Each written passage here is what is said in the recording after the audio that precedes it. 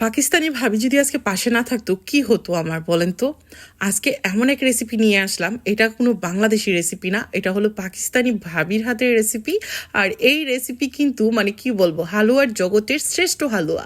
এটা হলো বুটের হালুয়া, যেটা আমরা অনেকেই খেতে পছন্দ করি, বাট বানাতে গেলে অনেক হিমশিম খাই। একদম অরিজিনাল রেসিপিটা যদি পেতে চান, আজকের রেসিপিটা কেউ মিস করবেন না। তাহলে কিন্তু খুব সহজে বুটের হালুয়া ঘরে তৈরি করতে পারবেন, নিজের হাতে নিজের কিচেনে। কোনো পাকিস্তানি ভাবি লাগবে না। আজকে আপনাদের জন্য খুব সহজে বুটের হালুয়ার রেসিপি শেয়ার করতে যাচ্ছি। এখানে আমি 1/2 কেজি বুট নিয়েছি, আর এটা হলো চনা বুটের যেটা ছোলানোটা সেটা। আর এখন আমি এই বুটটাকে 4 ঘন্টার মতো ভিজিয়ে রেখেছিলাম, ভালো করে ধুয়ে একটা প্যানে নিয়ে নিচ্ছি।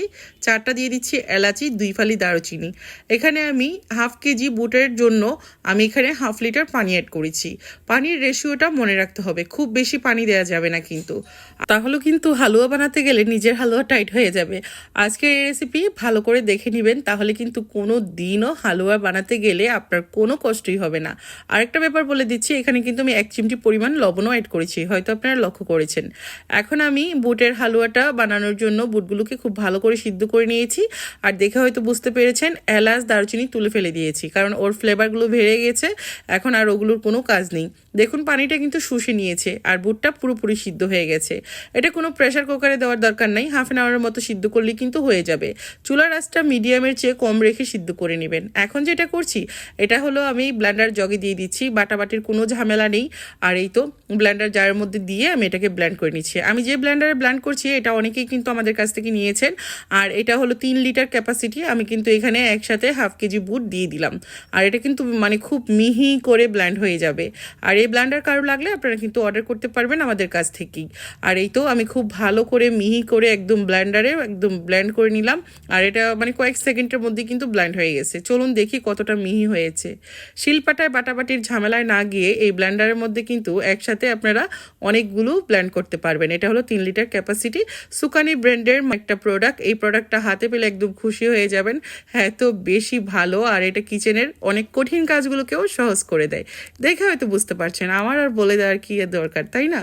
এখন বলে দিচ্ছি, আমি এখন এই তো আমি এখানে যেই ফোন নাম্বারটা দেখাচ্ছি, সেটা কিন্তু আমার নিজের হাতে তৈরি করা ঘিয়ের একটা প্যাকেটের মধ্যে। আপনারা যদি ব্লেন্ডার এবং নিজের হাতে তৈরি করা দানাদার ঘি নিতে চান, তাহলে কিন্তু এই নাম্বারে কল করে দিবেন, তাহলে কিন্তু নিয়ে নিতে পারবেন। এখানে আমি 1 কাপ পরিমাণ ঘি দিয়ে দিলাম। যে কোনো হালুয়ার ক্ষেত্রে ঘি ছাড়া কিন্তু রেসিপি ভালো হয় না। অনেকেই প্রশ্ন করবেন, আপু এটাকে তেল দিয়ে তৈরি করা যাবে কিনা? তেল দিয়ে তৈরি করতে পারবেন, বাট এর যে একটা স্মেল ঘিয়ের, সেটা পাবেন না। আর হালুয়ার যে পারফেক্ট স্বাদ, সেটাও কিন্তু পাবেন না। আমি ঘি দেওয়ার পর আপনারা হয়তো লক্ষ্য করেছেন, চুলার আঁচটা কিন্তু লো হিটে রেখেছি। ঘি দিয়ে চুলার আঁচ বাড়িয়ে দিবেন না, এতে করে কিন্তু ঘিয়ের যে গুণমান সেটা নষ্ট হয়ে যায়। আশা করছি দেখেই বুঝতে পারছেন।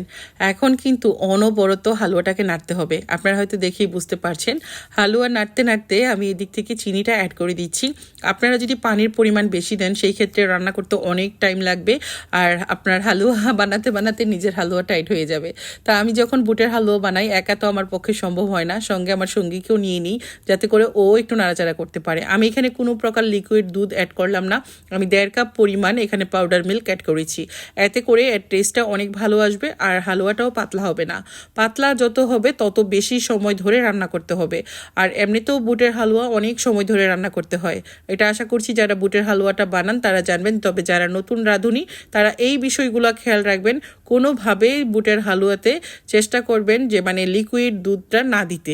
এখানে পাউডার মিল্কটা দিলে টেস্টও ভালো আসবে, হালুয়া বানাতেও খুব সহজ হবে। আর যদি লিকুইড দুধ দিতেই চান, তাহলে আপনারা বুটের হালুয়া যখন বুট সিদ্ধ করবেন, তখন পানি না দিয়ে দুধ দিয়ে সিদ্ধ করতে পারেন। এতে করেও কিন্তু আপনাদের মানে আলাদা একটা টেস্ট পাবেন।